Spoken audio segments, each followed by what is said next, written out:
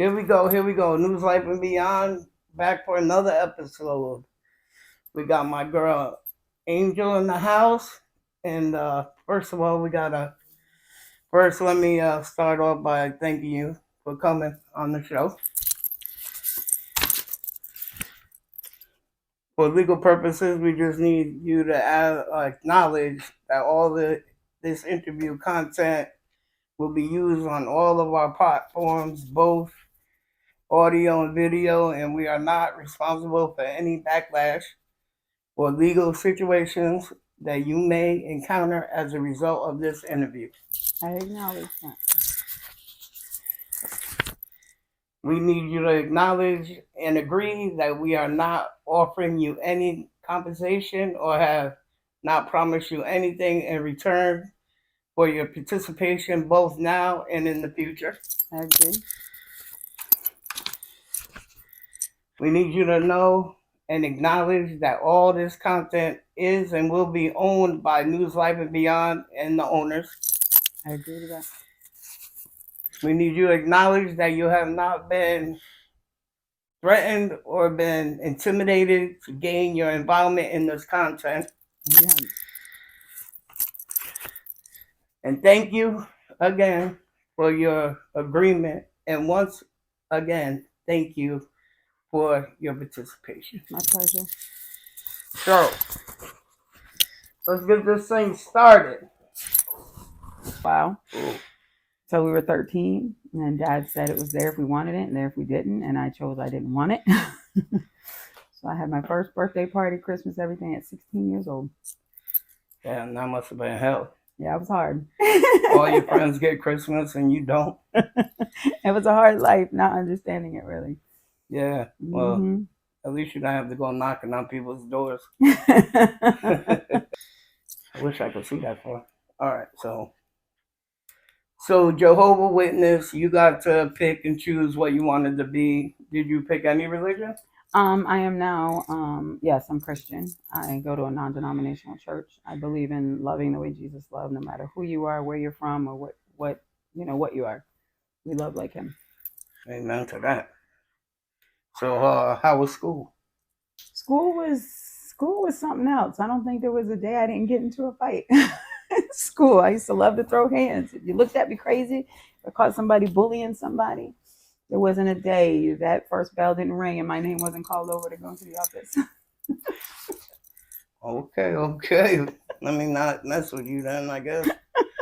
Don't want to fuck nobody up. Did you graduate? Did you go all the way to 12th grade? So senior year, I'll never forget, as I went to Norwich Tech, and my senior year was when my life pretty much changed, because I was a straight A student, did sports and all the different clubs, trying to be the perfect child, but that wasn't enough, and I said screw it, and I kind of went the other way, and took a left turn like crazy, went to NFA, got transferred to NFA, and 6 weeks after getting transferred to NFA, got kicked out.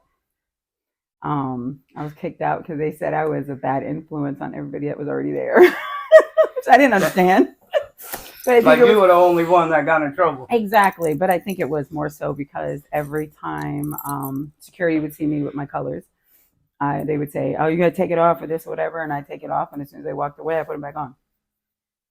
So yeah, they kicked me out 6 weeks after, and then I got my GED in Florida when I moved to Florida. So you was a king already by high school? My senior year. Okay. So I was at Norwich Tech. I was a queen. In Norwich Tech, the summer before my senior year. That was one of my questions, but I guess you're answering it already. Mm-hmm. So you became a queen in Norwich Tech. Then you went over there in the face. Why did you become a queen? The nation really saved my life because of everything I was going through with my parents and my dad. I got tired of constantly getting beaten. The last time he had put his hands on me was because my twin got pregnant. Oh shit! Stop! What the fuck? All right, so you became a queen in high school, and how did that help you? I basically, yeah, I ran away from home and left and moved in with my best friend at in that era in that time frame. And it was I remember I went to a party. I can't remember whose house it was, but it was across from Bacchus Hospital, and I met everybody. That was my house. And I kind of met everybody. You can't say it on camera until you acknowledge it. That was my house. My house.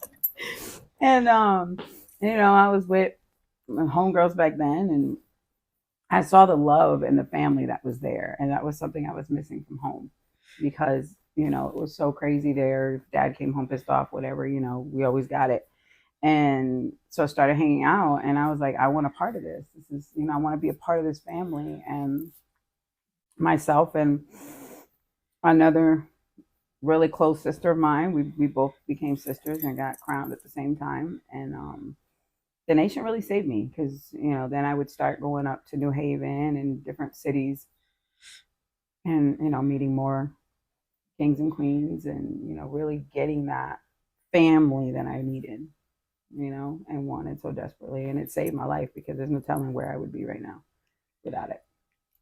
I think that's how everybody starts off. Everybody needs somebody because of somebody or something, and the love that other places you can get it. Sometimes they're better than home, but people don't understand that part. Yeah, they think all these gangbangers are horrible and this and that, and blah blah blah. But you got to be there to understand it. Exactly, and I still have those great relationships with a lot of the brothers and sisters I grew up with and those that I've met along the years. Okay. So you're getting to know everybody and all this, and did you start like getting in trouble? Or? I did. I'm very transparent. My family knows. I was out there hustling, to make money for rent and bills and, to live, did what I had to do because, the streets were there, and that was a quick and easy way to make money, and it's what I did. And, am I proud of it? No. Do I see the damage I've caused now as an adult? Yes, I do. And, now I work with teenagers, volunteer and I mentor teenagers to keep them from going that way.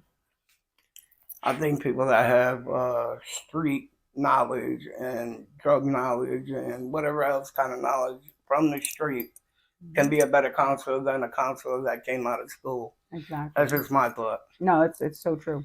They won't come and talk to you as freely if they know you're not from where they're from. And being from where they're from and meeting them where they are is what helps them to open up to you and listen, not listen to your advice, and see the difference. Yeah, because there's a lot of kids that are, scared to talk. They don't want to go to their parents or somebody else, and they want somebody that really knows what's going on in the life, the street life. And I think that's important. Exactly. And that's part of the nation. That's what we are. We were created to build up our people, people, oppressed people, and under marginalized, the kids in the hood and everything. These are kids that we need to help build up. That's what part of being in the nation is. That's our steps all the way up to the top. Some families ruin it for other families. That's the problem. True. That's why everybody gets a bad name and the bad rap. Exactly. But on the other hand, nobody's perfect. Exactly. No family's perfect.